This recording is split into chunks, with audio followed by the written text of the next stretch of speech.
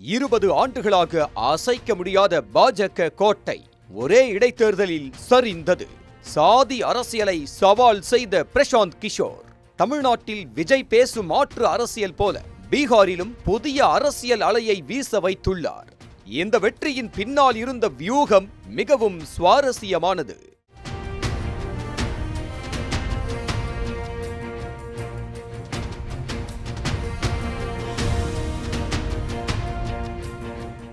பீகார் அரசியலில் பல ஆண்டுகளாக நிலவி வந்த சாதி சமன்பாடுகள், பாரம்பரிய கட்சிகளின் ஆதிக்கம் மற்றும் வம்சாவளி அரசியல் என்ற பழைய கணக்குகளுக்கு சவால் விடுக்கும் வகையில் பங்கிப்பூர் சட்டப்பேரவை இடைத்தேர்தலில் ஜன் சுராஜ் கட்சியின் நிறுவனர் பிரசாந்த் கிஷோர் குறிப்பிடத்தக்க வெற்றியை பதிவு செய்துள்ளார்.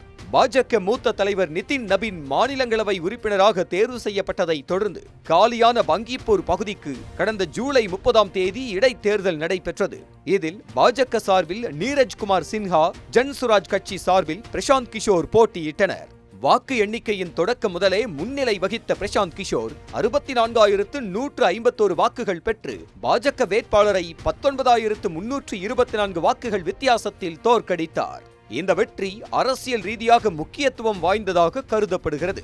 ஏனெனில் கடந்த 20 ஆண்டுகளாக இந்த தொகுதி பாஜகவின் வலுவான கோட்டையாக இருந்து வந்தது. பிரசாந்த் கிஷோர் தனது தேர்தல் பிரச்சாரத்தில் வழக்கமான சாதி அரசியலை முன்னிறுத்தாமல் கல்வி, வேலை வாய்ப்பு, நிர்வாகம், நகர்ப்புற வளர்ச்சி உள்ளிட்ட மக்கள் பிரச்சனைகளை மையப்படுத்தினார். குறிப்பாக இளைஞர்கள், முதல் முறை வாக்களிப்போர் மற்றும் நடுநிலை வாக்காளர்களை இலக்காக கொண்டு பிரச்சாரத்தை முன்னெடுத்தார். வேலைவாய்ப்பின்மை, போட்டித் தேர்வு முறைகேடுகள், கல்வி தொடர்பான அதிருப்தி போன்ற விவகாரங்களில் இளைஞர்களின் மனநிலையை புரிந்து கொண்டு அதனை அரசியல் ஆதரவாக மாற்ற முயன்றது அவருக்கு சாதகமாக அமைந்ததாக அரசியல் பார்வையாளர்கள் கருதுகின்றனர். தேர்தலை முன்னிட்டு ஆயிரக்கணக்கான கிலோமீட்டர்கள் நடைப்பயணம் மேற்கொண்ட பிரசாந்த் கிஷோர் தொகுதியின் பல பகுதிகளுக்கு நேரில் சென்று மக்களை சந்தித்து குறைகளை கேட்டறிந்தார்.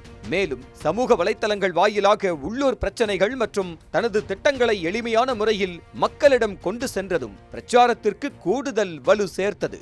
கடந்த பீகார் சட்டப்பேரவை தேர்தலில் ஒரு இடத்தை கூட கைப்பற்ற முடியாத ஜன் சுராஜ் கட்சி தற்போது பங்கிப்பூர் வெற்றியின் மூலம் பீகார் அரசியலில் மாற்று சக்தியாக தன்னை நிலைநிறுத்தியுள்ளது.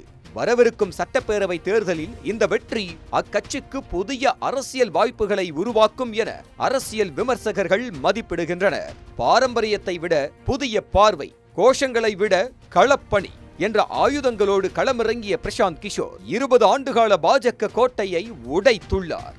இது ஒரு தொகுதியின் வெற்றி மட்டுமா, அல்லது இந்திய அரசியலில் புதிய மாற்று அரசியலின் தொடக்கமா என்பதற்கு விடை வரவிருக்கும் பீகார் சட்டப்பேரவை தேர்தலில் நிச்சயம் தெரிய வரும்.